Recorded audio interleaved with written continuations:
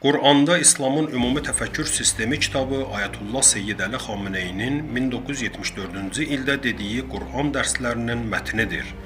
Bu dərslər müqəddəs Məşhəd şəhərində keçirilirdi. Dərslərin iştirakçıları əsasən gənclərdən və tələbələrdən ibarət idi və bu müzakirələr vasitəsilə əqidəvi və Qur'ani mövzular üzərində tağut rejiminə qarşı mübarizə ruhu formalaşdırılırdı. Ayətullah Xameneyi bu silsilə çıxışlarında Qur'anın ayələrinə və imamların həyat yoluna əsaslanaraq İslam hökumətinin qurulması üçün ideoloji əsasları formalaşdırmağa çalışırdı. İnqilabın qələbəsindən sonraki illərdə o həzrət həmin söhbətləri məhz bu şəkildə qiymətləndirirdi.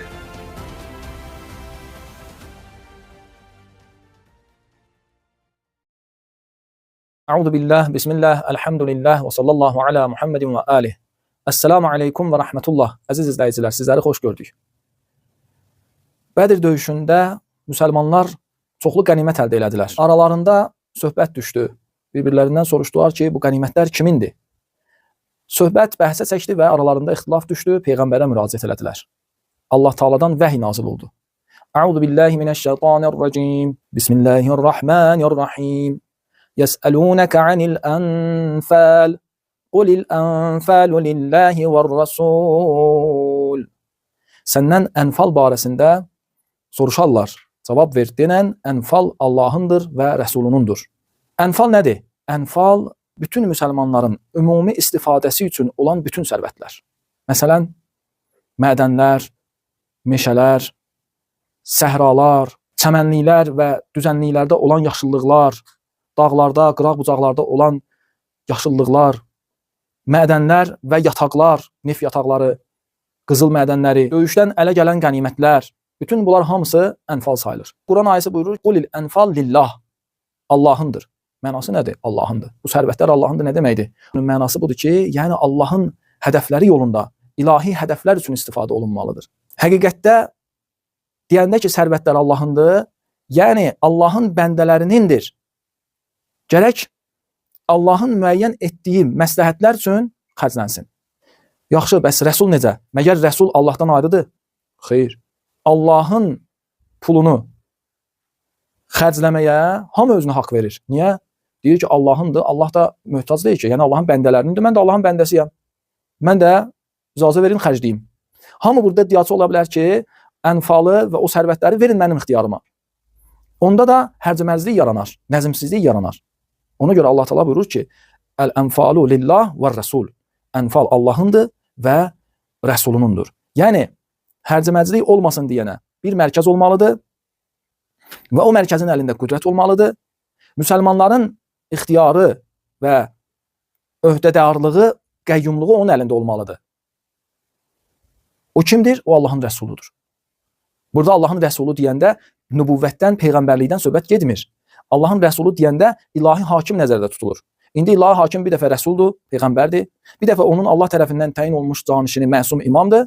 Və əgər məsum imam olmasa, ilahi hakim adil fəqihdir. Allah tərəfindən cəmiyyətin idarəsi ona vacib olan adil hakimdir. Adil imamdır. İslam hökuməti gərək ona həvalə olunsun və ənfala gərək o müsəllət olsun. Buradan mən belə başa düşürəm ki, ənfal, yəni bütün dünyada müsəlmanların əlində olan sərvətlər Allah tərəfindən müsəlmanlara bu qeybət dövründə təyin olmuş ilahi hakimin tam ixtiyarındadır. Əslində bütün bu sərvətlər onun təsəllütü altında olmalıdır. İndi bəli, hərə bir ölkə özü üçün bir coğrafiya düzəldib və özü üçün bir məsləhət düzəldib və təəssüb yaradıb, bəzilərinə də tağutlar müsəllət olub, onun haqqını ona vermirlər, o bir başqa məsələdir. Amma əsli budur, həqiqəti budur. Ardınca buyurur ki, Fəttəqullah, Allahdan qorxun, yəni müvazib olun, müğayət olun. Və əslihu zətə beynikum. Öz aralarınızdakı münasibəti islah edin.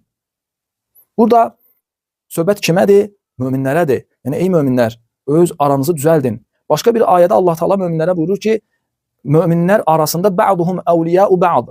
Arasında vilayət var.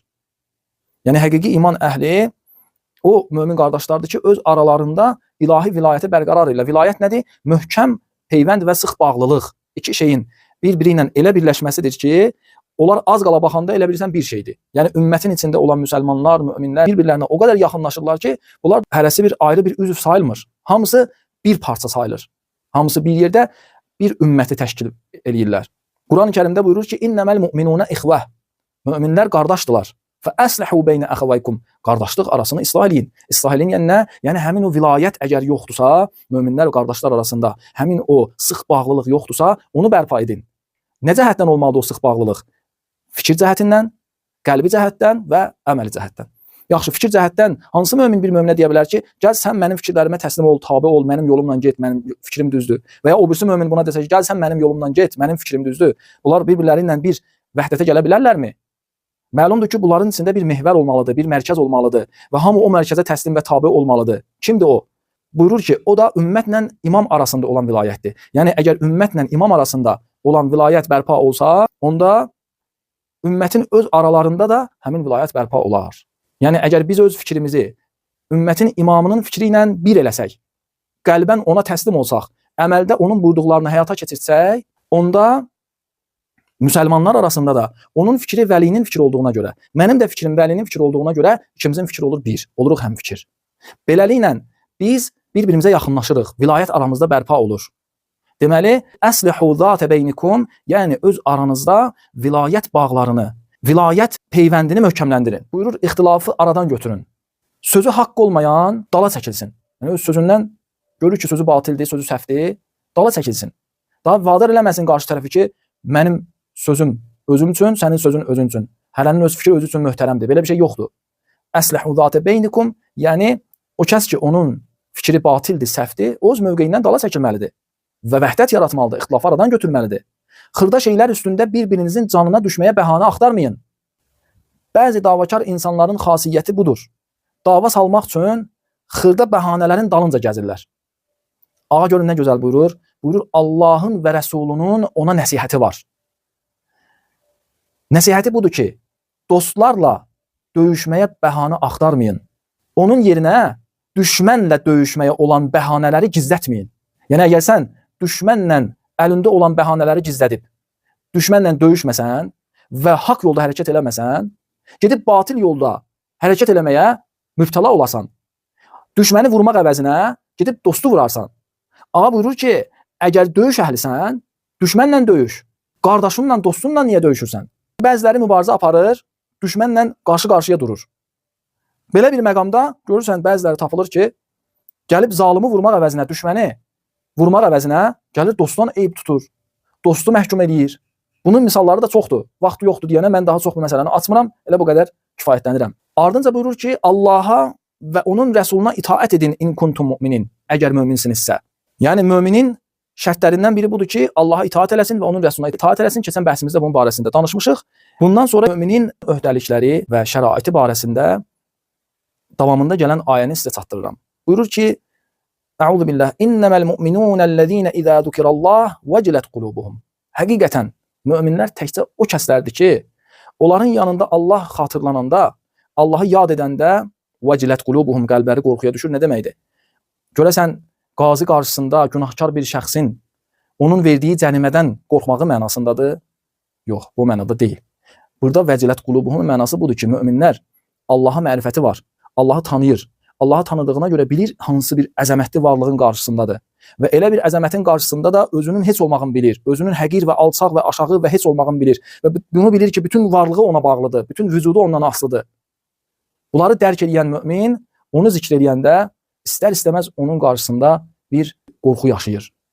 Və izə tuliyət aleyhim ayatuh zadatuhum imanan. Elə ki möminlərə Allahın ayələri tilavət olunur, onların imanı artır. Möminin xüsusiyyəti budur. Allahın nişanəsini görəndə sevinir. Allahın nişanəsini görəndə imanı artır. Və alə rabbihim yetevəkkelun. Möminin o birisi əlaməti budur ki, mömin öz Rəbbinə təvəkkül edir. Təvəkkül nədir? Cəmiyyətdə deyirlər ki, əlvi qoy əlvin üstünə, otur, dünən Allah təvəkkül. Düzələcək. Bu bir dənə səhv mənadır. Bunu çox təəssüflər olsun ki, düşmən təvəkkül sözünün mənasını dəyişib və cəmiyyətdə yeridib. Adətən bu bidətlər və bu dəyişilmələr düşmən tərəfindən baş verir. Öz vəzifəsini yerinə yetirməyin əvəzinə oturub Allahdan möcüzə gözləyənlər bilsinlər. Quran bu əməli rədd edib. Bu dəqiqə cəmiyyətin müxtəlif məsələlərində bariz özünü göstərir. Misal vururam. Evlənmək məsələsində, elm oxumaq məsələsində, ictimai meydanlarda iş görmək məsələsində, fəsadla, fəsad başçılarla mübarizə aparmaq məsələlərində, çox yerlərdə. Bu özün bariz göstərir. Onlar öz vəzifəsini yerinə yetirmək əvəzinə deyirlər ki, nədir? Allah özü məsələni həll eləsin. Daha bilmirlər ki, belə bir təvəkkül Bəni İsrail metodudur. Yəni öz vəzifəsini Allahın boynuna atıb oturub möcüzə gözləmək. Bəni İsrail nə deyir? Deyir: "İzhəb əntə və rabbuka faqatila inna hahuna qa'idun." Ey Musa, get sən və sənin Rəbbin o zalım cəmaatla döyüşün, biz burada oturmuşuq. Davamını mən deyirəm də. Yəni nə vaxt o zalimləri o məntəqədən ixrac eləsəz, bizə xəbər eləyin, biz gələk, orada rahat məskunlaşaq. Rahat tələblik. Bu Bəni İsrail metodudur, məlundur və rədd olunub. Və insaniyyətdən uzaq bir metoddur bu. Niyə? Çünki insaniyyət məsuliyyətlə eynidir. Bu məsuliyyəti boynundan atmaq deməkdir. Özü də məsuliyyəti Allahın boynuna atmaqdır. Din və imanın ləzzətlərindən məhrum olan Bəni İsrailə, Yəhudilərə münasibdir bu metod. Müsəlman bir şəxsə belə bir metod yaraşmır. Camiənin içində gəzən bu söz batil bir sözdür. Allah özü islah eləsin. Allah özü düzəltsin. Yəni görür cəmiyyətin içində fəsad var. Görür cəmiyyəti bu zalim fasiqlər, fasidlər fəsada tərəf çəkir, onları səfalətə, onları çirkinliyə, onları pisliyə tərəf sürükləyir. Deyir ki, Allahın bəndəsinin əlindən nə iş gəlir? Hökumətlə məyəm hökumətdə eləmək olar. Ağa buyurur ki, əgər bəndənin əlindən bir iş gəlmirsə, onda Allah niyə ənbiyanı göndərdi? Məyəm ənbiya Allahın bəndəsi deyil. Məgər ənbiya insan deyildi, bəşər deyildi. Özü də biz insanlara məyər onlar örnək deyil. Yaxşı, əgər onlar göndərilibsə və onlar fəsadla, fəsadın başçıları ilə mübarizə aparıbsa, deməli, cəmiyyətin içində olan fəsadı elə cəmiyyətin öz nümayəndələri, həmin insanlar aradan götürməlidir. Allah bizim boynumuza qoyub bu vəzifəni. Belə bir təvəkkül yoxdur ki, deyək Allah, biz bəndəyik, bu iş sənin əlindədir, gəl özün düzəldəsən. Ya İmam Zaman gəlsin, o düzəltsin. Bu tamamilə səhv bir təfəkkürdür. Baxın, beynəlxalq qüdrətlər, yəni hegemonlar Allaha inanmayan insanlara zülm eləyəndə, sıxılmaz vəziyyətə qoyanda, onların qabağında 3 dənə yol olur. 3 dənə onlar üçün qapı açılır. Birincisi budur ki, düşmənə təslim olurlar. İkinci qapı budur ki, həmin hadisəyə təslim olurlar. Yəni onların boynuna gələn bu zülmə və belə bir həyat tərzinə öyrəşirlər və həyatı öz təbii axarı ilə yola verirlər. Bu da elə təslim olmaq deməkdir. Üçüncüsü budur ki, intihar edirlər. Belə bir zülmün altında heç bir iş görə bilməz. Ancaq intihar. Amma Allaha imanı olan müsəlman bir şəxs, onun qarşısında elə bir qapı açılır ki, onun şərafəti ilə mübarizə aparan, onun şərafətini öldürən bütün qapıları bağlayır. O hansı qapıdır? O təvəkkül qapısıdır. Təvəkkül qapısı elə bir qapıdır ki, ona deyirlər ki, sən dirənmisən, bura dalandır, yol yoxdur. O deyir, yox, mənim Allahım var. Mənim Allahım üçün tupik və dalan yoxdur, dirənmək yoxdur. Həmin dalan üçün nədir? Çıxış yolu var. Yəni, bağlı yol mənim Allahım üçün açıqdır. Bu şərtlə ki, müsəlman öz vəzifəsini yerinə yetirsin, öz vəzifəsini yerinə yetirəndən sonra iş Allaha tapşırır. Müsəlman Allaha təvəkkül edir. İnsanın həyatda uçması üçün 2 qanad lazımdır. Onlardan biri səbirdir, biri təvəkküldür. Əgər bu 2 qanad hansı bir ümmətdə olsa, o ümmət elə bir pərvaz eləyər ki, düşmənlərin oxu ona çata bilməz. Yəni bu ümmət yenilməz bir ümmət olar. Düşmənlər onun arxasından belin yerə vura bilməz. Deməli, bəhsimiz belə oldu ki, Quran-ı Kərimdə deyilən təvəkkül budur ki, işi öz vəzifəvi yerinə yetirirsən, qalanını Allahın öhdəsinə buraxırsan. İkincisi budur ki, bütün halda, hər halda Allaha söykənirsən. Bilirsən ki, sənin bütün varlığın hər an Allaha möhtacdır. Sən bütün varlığı an-ba-an Allahdan alırsan. Onun hovlu qüvvəsi olmasa, o sənə o güc və qüdrəti verməsə, sən heç bir işi görə bilməzsən. O işi görəndə Allaha təvəkkül etmək, yəni bütün bunları nəzərə almaq, Allaha söykənmək, Allaha arxalanmaq, ümidi Allaha bağlamaq. Belə olduqda o problemlər, cəmiyyətdə olan problemlər hər nə qədər böyük olsa da, müsəlman heç vaxtı sarsımır, naümid olmur və onların qarşısında diz çökmür. Davamında buyurur ki, "Ellezine yuqimunes-salah." Möminlər o kəslərdir ki, namazı bərpa edərlər. Diqqət edin. Bu ayədə demir yusallunes-salah. Namaz qılarlar demir. Namaz bərpa edərlər. Bərpa etməklə namaz qılmağın fərqi nədir? İqamə etməyi 2 cür məna eləmək olar. Biri budur ki, yəni kamil namaz qılarlar. Bütün şərti ilə, şurtu ilə, müqəddimələri ilə, xuzu halında, xuşu halında, tam diqqəti Allaha yönəltməklə, gözəl bir eşqlə namaz qılarlar. Buna deyirlər bərpa etmək. Bu mənada olsa, bu da düzdür. Bir mənada budur ki, yuqimunes-salah, namazı bərpa edərlər, yəni namazın möhtəvasını cəmiyyət içində bərqərar edərlər. Nəinki gedərlər bir-bir insanları hamısını tutub gətirərlər namaza. Gəlsə yaxşıdır, amma məsələ o deyil. Məsələ cəmiyyətin namazın mənasını həyata keçirtməsidir, onu yaşamasıdır. Məsələn, əgər namazda deyilir ki, İyyəkə nə'budu və iyyəkə nəstə'in, İlahi biz sənə ibadət edirik, təkcə sənə ibadət edirik və səndən başqa heç kəsə pərəstiş etmirik. Bunu əməldə cəmiyyət göstərsin və tağutları, zalimları, başqalarını pərəstiş eləməsin. Düşmənləri və düşmənlərin mədəniyyətlərini gətirib özləri üçün mədəniyyət eləməsin. Bu möhtəva cəmiyyətdə dirilsin. Və ya əgər bir yerində namazın deyirsə ki, "Qeyril məğdubi aleyhim vələddallin", ilahi, məni zalimların, məni məğzubların yoluna yönəltmə. Məğzublar kimdir? Məğzublar o fəsad başçıları, yəni cəmiyyəti fəsada sürükləyən hakimlər. Onların yoluna məni yönəltmə. Və azıb yolunu azmış zalin, yolunu azmış və onlara tabe olub onların dalınca gedənlərin yoluna məni yönəltmə. Bu möhtəvanı cəmiyyətdə dirsətmək lazımdır. Əgər belə bir möhtəva cəmiyyətdə dirsəlsə, o cəmiyyət həqiqətən də namaz bərpa olmuş cəmiyyətdir. Niyə? Çünki namazın mənasını, möhtəvasını özündə yaşadır.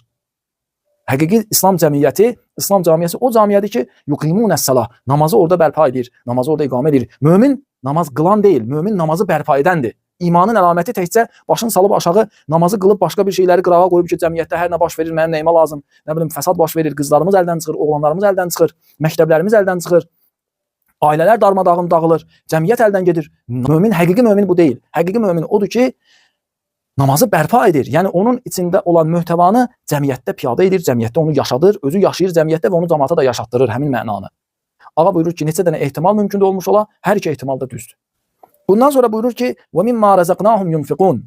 Möminin əlamətlərindən biri budur ki, Allahın onlara verdiyi ruzidən infaq edərlər. İnfaqın mənasını biz dünən dedik. İnfaq yəni cəmiyyətdə olan boşluğu doldurmaq və həqiqi ehtiyacı, əhəmiyyəti, önəmi daha yuxarı olan ehtiyacı doldurmaq. Bugün baxıb görürük ki, cəmiyyətdə düşmən fikir mübarizəsi aparır. Dəstə-dəstə bizim müsəlmanlarımızı dindən çıxardır, cavanlarımızı İslamdan uzaqlaşdırır, onların imanlarını aradan aparır. Baxıb görürük ki, bu günləri fikri cəhətdən cəmiyyətin ehtiyacı daha çoxdur, qarın cəhətindən olan ehtiyacı nisbətdə. Əgər sən infaq edirsənsə, xərcləyirsənsə, gör hansı yolda daha, gör hansı üçün xərcləyirsən. Əgər burada belə bir ehtiyac olan yerdə sən gedib başqa bir ehtiyac üçün xərcləsən, o infaq sayılmır. O cəmiyyətin dərdinə dərman eləmir. Cəmiyyətin bugün dərdi budur, əsas dərdi budur. Ağa çox gözəl buyurur. Buyurur, ey adı mömin olub, amma mömin görsənən qardaş. Ey sənə mömin deyəndə sevinən qardaş. Və əgər sənə imanında tərdid yaradan bir söz deyəndə narahat olan qardaş. Ey adı mömin olan, infaq edirsənmi? Mən demirəm xərcləyirsənmi ya yox. Mən belə sual vermirəm. Mən deyirəm ki, bəli, xərcləyirsən. Bu mübarək Ramazan ayında nə qədər də pul xərcləyirsən. Ləzzətli yeməklər bişirirsən, rəngli süfrələr sərirsən, pullu insanlar dəvət edirsən, qarnı tox insanları dəvət edirsən iftara. Xərcləyirsən, demirəm xərcləmirsən. Amma görəsən infaq edirsənmi? Cəmiyyətdə olan boşluğu doldurursanmı? Ay əziz söhbət eləyən, mauizə eləyən, cəmaata çıxış eləyən. Mən demirəm sən öz nəfəsindən, öz bəyanından xərcləmirsən, xərcləyirsən. Amma infaq edirsənmi? Yəni cəmiyyətin dərdini və önəmi yuxarı olan məsələni o cəmiyyətə bəyan edirsənmi?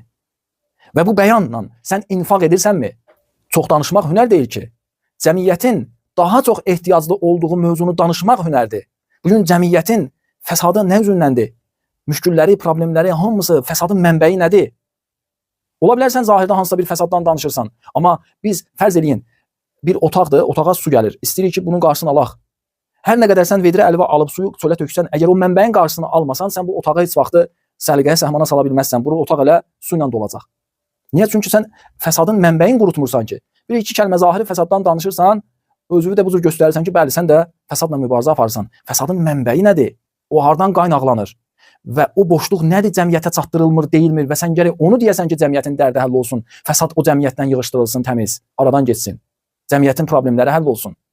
İstər iqtisadi fəsad, istər mədəni fəsad, istər siyasi fəsad, istər dini cəhətdən cəmiyyətdə törənmiş fəsad. Kimdir bunların əsl mənbəyi? Sən hansından daha çox danışmalısan? Əsasən haranı vurmalısan? Əsasən hansı mövzunu bəyan eləməlisən? Ona görə ağa buyurur, ey danışan, infaq edirsənmi? Ağa buyurur, ey müxtəlif yerlərdə din adı ilə, qeyri-din adı ilə pul xərcləyənlər. Vəhşət eləməyin, narahat olmayın mənim bu sözümdən. Çünki bu söz azı bir həqiqətdir.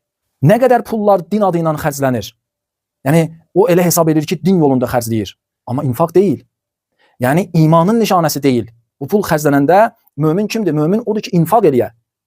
İnfaq eləyə, yəni o xərclənmiş pulla həqiqətən də dərdə dərman eləyə. Bugün ağa buyurur, təbyin cihadı olunmalıdır, təbliğ cihadının olması üçün hansı problemlər var və o problemlərin aradan qalxması üçün nə qədər pul xərclənib? Yəni mən tanıyıram, adam var ki, illərdir əlində texnikası yoxdur, imkanı yoxdur, amma qabiliyyəti var, bazarlığı var. Görəsən infaq edirsənmi? Bəli, xərcləyirsən. Demirəm xərcləmirsən. Amma infaq necə? Və mimma razaqnahum yunfiqun. Möminlər o kəslərdir ki, onlara Allahın verdiyi ruzidən Allah yolunda xərcləyirlər. Ruzi də təkcə mal deyil, övlad ruzidir, bəyan ruzidir, Allahın verdiyi əsəb, sinir, bütün bizdə, bədənimizdə, vücudumuzda olan hər nə var, bunlar hamısı Allahın ruzisidir, bunlar gərək hamısı Allah yolunda xərclənsin. Ulaika humul mu'minuna haqqan. Buyurur ki, olardılar həqiqətən mömin, həqiqi mömin olardılar. Ləhum dərəcatun ində rabbihim. Onların Allah yanında dərəcələri var. Və məğfirətun və rizqun kərim. Onların Allah yanında dərəcələri var və qufran da onlar üçündür. Qufran dünən dediyim mənada, yəni ruhi cəhətdən olan nöqsanın Allah tərəfindən bərtərəf olunması, aradan götürülməsi, ruhda yaratdığı yoxluğu özünün günahla məhv eləyib, öz vücudunu naqisləşdirib, o naqisliyin aradan getməsi, o məğfirətdən söhbət gedir. Elə bir məğfirət bu möminlərə şamildir. Allah bu möminlərə o mükafatı verir. Və rizqun kərim, kəramətli ruzi. O vaxt bir kəsdə həqiqi iman var ki, o iman əsasında hərəkət eləsin. Ulaikə humul mu'minuna haqqan. O vaxt bir cəmiyyətin çörəyi pak və halaldır. Şərafətlə, başucalıqla və kəramətlə ruzilənir ki, mömin olsun. Onda imanın bu xüsusiyyətləri olsun. Əgər belə oldu, onda dünyanın bütün siyasi partiyalarının verdiyi bütün şüarlar, səsləndirdiyi bütün şüarlar, istər o şüarlar yalan olsun, istər doğru olsun, dünya xalqlarının içində səsləndirdiyi şüarlar, tribun arxasında, qıraqda, bucaqda, hər yerdə dediyi şüarlar imani cəmiyyətdə, iman camiyəsində mühəqqəq olacaq, həyata keçəcək.